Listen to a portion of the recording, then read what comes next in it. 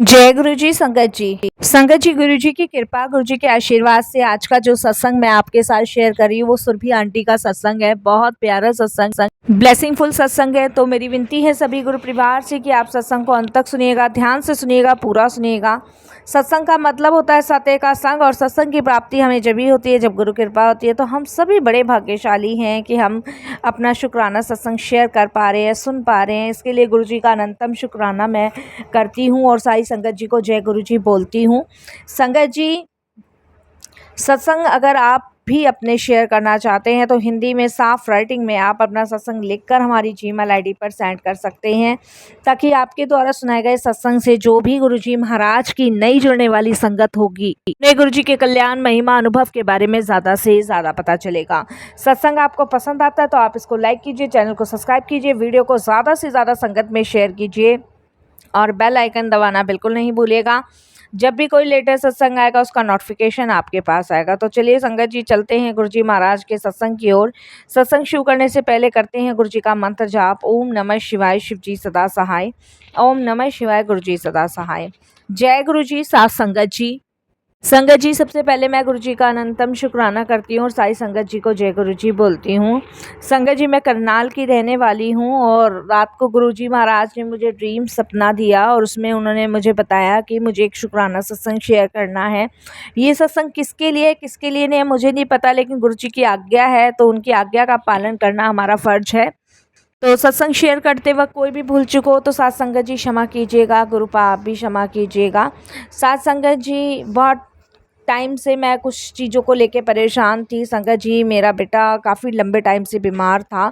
उसको कभी संगत जी पेट में दर्द रहता था, कभी उसकी सांस फूल जाती थी, कभी संगत जी उसको एक डरावने सपने आते थे। ये सब चीज़ों की वजह से संगत जी बच्चा बहुत ज़्यादा वीक भी हो गया था और बीमार भी था। बुखार चढ़ता था तो उतरने का नाम ही नहीं लेता था। मैं संगत जी बहुत जगह डॉक्टरों को दिखाया, बहुत जगह ट्रीटमेंट करवाया। अपने करनाल में मैंने संगत जी हर जगह उसका इलाज करवाया, लेकिन कोई भी फ़र्क नहीं पड़ा। फिर संगत जी किसी ने मुझे बताया कि आप दिल्ली दिखाओ, दिल्ली भी लेकर गई, वहाँ भी कोई फ़र्क नहीं पड़ा। जो भी जमा पूंजी थी वो सब लग गई संगत जी। उसके बाद बेटे के इलाज के लिए कर्जा लेना शुरू कर दिया। हस्बैंड को देने का नाम नहीं था, क्योंकि संगत जी वो तो बहुत ज़्यादा ड्रिंक करके और संगत जी सब कुछ बर्बाद कर चुके थे। बस एक मैं ही थी जो अपने बेटे और बेटी को संभाले बैठी थी, नहीं तो वो तो ये घर भी बेच चुके होते। इस घर को भी संगत जी मैंने ही रोक रखा है। संगत जी, मेरे हस्बैंड होना ना होना दोनों ही बराबर हैं। उन्हें तो इतनी बुरी लत है शराब की और ताश की, इसके अलावा तीसरा कोई काम उन पे है ही नहीं। कमाया उन्होंने ज़िंदगी भर नहीं है। मैं एक छोटी सी फैक्ट्री में काम करती हूँ करनाल में ही, जहाँ पे संगत जी थैले बनते हैं, और वहाँ से संगत जी जो भी मुझे तनख्वाह मिलती है उससे ही मैं अपने घर और बच्चों को पालती हूँ, बच्चों को दोनों को पढ़ाती हूँ। लेकिन बेटे की तबीयत की वजह से मैं कुछ टाइम से परेशान चल रही थी, बहुत ज़्यादा कर्जा भी काफ़ी हो गया था, उसको भी उतार रही थी। संगत जी, फिर किसी ने मुझे बताया कि हो सकता है भाई तुम्हारे बच्चे पे किसी ने कुछ कर दिया हो, अगर ये ठीक नहीं हो रहा है दवाइयों से। तो फिर उसके बाद संगत जी मैं मंदिर भी गई, मन्नतें भी मांगी, व्रत भी रखे, और संगत जी कोई ऐसा स्थान नहीं जहाँ मैंने दोख ना लगवाई हो अपने बेटे की, हर जगह लेके गई, बट कोई फ़र्क नहीं पड़ा। उसके बाद संगत जी मैं कुछ मौलवियों के पास गई, कुछ बाबाओं के पास गई, कुछ उपाय भी मैंने करे, और संगत जी उपाय करने से थोड़ा बहुत आराम लग जाता था, लेकिन फिर से वही हालत हो जाती थी।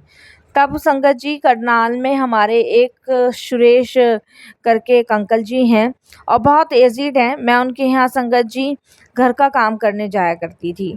तो मैं उनके यहाँ जा नहीं रही थी कुछ टाइम से, तो उनका मेरे पास फ़ोन आया। वो अंकल और आंटी अकेले ही रहते थे, उनके बेटे बहू बाहर रहते थे। तो मैं उनका घर का काम-वाम, खाना-वाना बनाती थी। तो काफ़ी दिन से मैं गई नहीं थी, तो आंटी का फ़ोन मेरे पास आया और उन्होंने बोला कि सुरभि, तू काफ़ी टाइम से आ नहीं रही है, क्या बात है, सब ठीक-ठाक तो है? मैंने कहा आंटी क्या कहते हैं, बेटे की तबीयत ख़राब है। तो बोली क्या हो गया? मैंने कहा आंटी मैं इतने टाइम से इलाज कर रही हूँ, कभी इसका पेट में दर्द, कभी इसकी साँस फूल जाती है, कभी इसको डरावने सपने आते हैं, बुखार चढ़ता है तो उतरता ही नहीं है। तो आंटी ने कहा कि तू एक काम कर, तू मेरे घर आ, शाम को आ जा, जब भी तू फ्री हो सुबह शाम तब आ जा। तो संगत जी मैं सुबह उनके यहाँ ना 6 बजे, 6 से 8 बजे तक उनके यहाँ काम करके, और फिर उसके बाद 10 बजे मैं अपनी ड्यूटी पे निकलती थी। और शाम को भी संगत जी मेरा ऐसा था कि 6 बजे मैं जब छुट्टी होती थी मेरी फैक्ट्री से तो सीधे उनके घर जाती थी। तो फैक्ट्री पे भी नहीं जा पा रही थी और ना उनके घर, क्योंकि बच्चे की हालत को देखते हुए।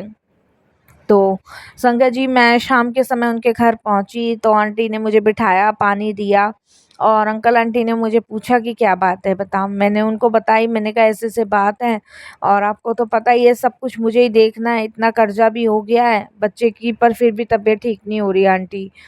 तो अंकल ने संगत जी मुझे 1500 रुपये दिए और कहा ये तू रख बच्चे की दवाई के लिए, और सुन मेरी बात, मैं तुझे एक जल प्रसाद की बोतल दे रहा हूँ और ये हमारे गुरुजी का प्रसाद है जो बड़े मंदिर छतरपुर वाले हैं, उनका ये प्रसाद है, तू अपने बेटे को ये पिलाना शुरू कर। और आंटी एक लॉकेट स्वरूप लाई और आंटी ने कहा ये लॉकेट स्वरूप अपने बेटे के गले में डाल दे और ये पॉकेट स्वरूप अपने मंदिर में रख दियो और गुरुजी को बोल दियो कि गुरुजी ये बच्चा मेरा नहीं है, ये आपका है, अब आपको इसको ठीक करना है ठीक करो, बाकी सब आप पे छोड़ दिया। तो ये बात मेरे को आंटी जी ने कही और संगत जी मैं घर गई, जैसे उन्होंने मुझे बताया वैसे मैंने किया, जल प्रसाद घर में छिड़का, बेटे को पिलाया और संगत जी लॉकेट स्वरूप एक लाल कलर के धागे में उसके गले में डाला और एक पॉकेट स्वरूप मंदिर में रखा और संगत जी मेरे को जो मंत्र जाप बताया था वो मैं करना शुरू कर दिया। और संगत जी बस यही अरदास गुरु जी से करी कि अब आपका बच्चा है, जो आपको ठीक लगे वो करो, लेकिन मैं ये कष्ट और नहीं बर्दाश्त कर पा रही। मैं इतना रोई स्वरूप के सामने ही बोलते हुए बहुत ज़्यादा रोई। उसके बाद संगत जी जिस दिन से मैंने जल प्रसाद पिलाया, स्वरूप लाया, उस दिन से संगत जी बच्चे की हालत में सुधार होना शुरू हो गया। धीरे धीरे संगत जी बुखार उतरा, पेट दर्द ठीक हुआ, कुछ खाया भी उसने और संगत जी नींद भी लेने लग गया। नहीं तो रात रात को संगत जी सोता नहीं था, वो डर की वजह से कि डरावने सपने आएंगे, लेकिन अब कहीं जाके गुरु जी की कृपा से वो बिल्कुल ठीक हो चुका था। संगत जी इधर बच्चा ठीक हुआ, उधर संगत जी हस्बैंड ने एक कांड कर दिया। हस्बैंड ने संगत जी किसी के फ़ोन और 5000 रुपये चुरा लिए। इस चक्कर में संगत जी पुलिस मेरे पति को पकड़ के ले गई। मैं उधर इतनी परेशान हो गई बहुत ज़्यादा, जब वो पुलिस वाले घर पे आए तब यकीन नहीं मानोगे संगत जी, पुलिस वालों ने कहा कि तुम भी इसमें शामिल हो, क्योंकि मेरे पति ने संगत जी मेरा नाम ले दिया कि मैंने तो वो 5000 रुपये चुरा के अपनी बीवी को दिए हैं। आप यकीन नहीं मानोगे संगत जी कि उस समय मेरे को जैसे तैसे मेरे गुरुजी ने बचाया। मेरे गुरुजी ने ही संगत जी उस समय मेरी लाज रखी, नहीं उस दिन मुझे भी पुलिस वाले ले जाते।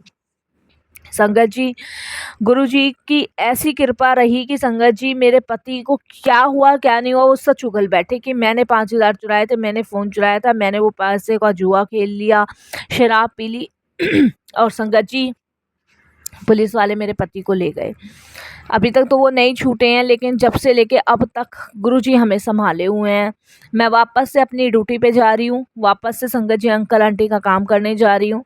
बच्चा मेरा ठीक है, स्कूल जा रहा है और गुरुजी के आने से गुरुजी आगे का रास्ता भी हमें दिखा रहे हैं।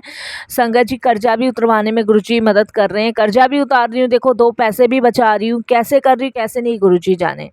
लगभग मुझे अभी ज़्यादा टाइम नहीं हुआ संगत जी, 2023 से ही जुड़ी हूँ। 2023 से गुरुजी ने बहुत साथ बहुत सपोर्ट किया है, तो मेरे लिए तो ये चमत्कार से कम नहीं है।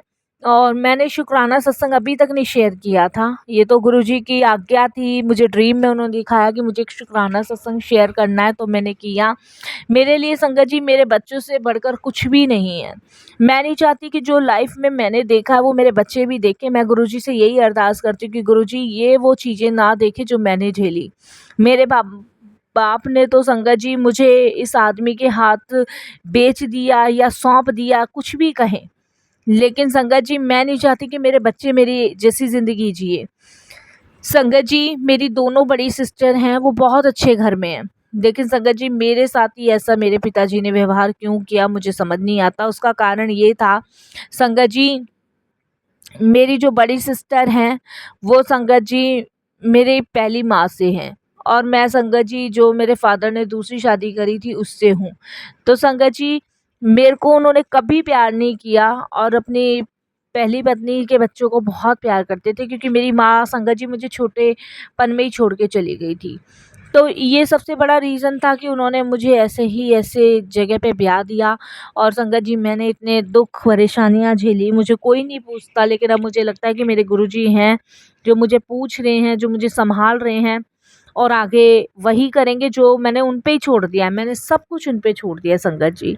अब जैसा करेंगे गुरुजी करेंगे, सब उन्हीं के ऊपर। बाकी संगत जी मैं सत्संग के माध्यम से आप सबसे भी अरदास करूंगी कि आप सब भी गुरुजी से यही अरदास करें कि मैं हमेशा अपने बच्चों का सहारा बन के, ढाल बन के खड़ी रहूं, और गुरुजी मेरी जो भी समस्या परेशानियां हैं वो दूर हो जाएं। बाकी तो आपने कर दी है, जो भी छोटी मोटे मेरे बीच में टांग अड़ाते हैं, जो मेरा बुरा चाहते हैं, उनको मेरी ज़िंदगी से दूर कर दो। बस यही अरदास है, यही वाणी को विराम देती हूँ। ओम नमः शिवाय, शिव जी सदा सहाय। ओम नमः शिवाय, गुरु जी सदा सहाय। जय गुरु जी, शुक्राना गुरु जी।